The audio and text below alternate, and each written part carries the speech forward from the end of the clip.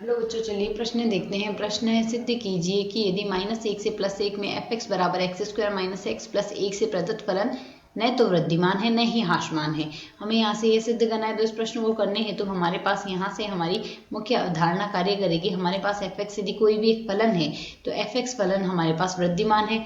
f(x) Wriddhiman है यदि हमारे पास वृद्धिमान है यदि हमारे पास f'(x) का मान 0 से बड़ा आ जाता है। ठीक इसी प्रकार हमारे पास f(x) जो फलन आया है वह हमारे पास ह्रासमान फलन है, ह्रासमान है यदि हमारे पास यहाँ से f'(x) का मान 0 से छोटा आ जाए।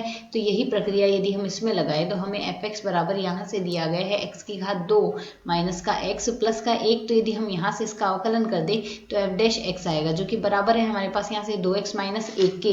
तो यह फलन हमारे पास वृद्धिमान है।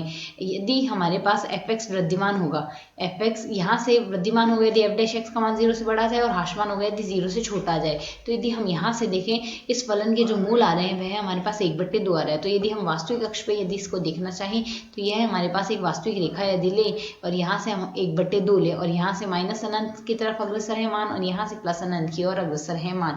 तो जब भी हमारे पास x का मान यदि यहाँ से लेंगे और इस पर हम जो धनात्मक व ऋणात्मक मान लिखेंगे वह हम f'(x) के लिखते हैं। तो यदि हम यहाँ से यदि मान जैसा कि हम देख सकते हैं 0 लेंगे तो f'(x) का मान ऋणात्मक आ रहा है। तो इसी प्रकार -1/2 से माइनस अनंत से 1/2 के मध्य हमारे पास जो भी मान आता है वह ऋणात्मक आता है और 1/2 से अनंत के बीच जो मान आएगा वह धनात्मक आएगा। अब हमें अंतराल क्या दिया हुआ है -1 से 1।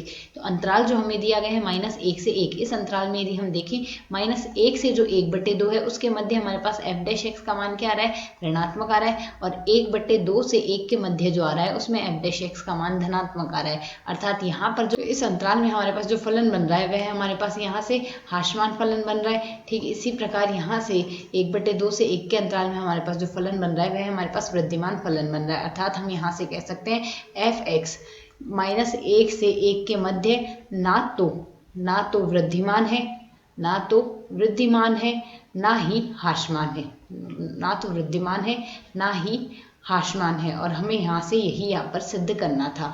आशा है समझ आया। धन्यवाद।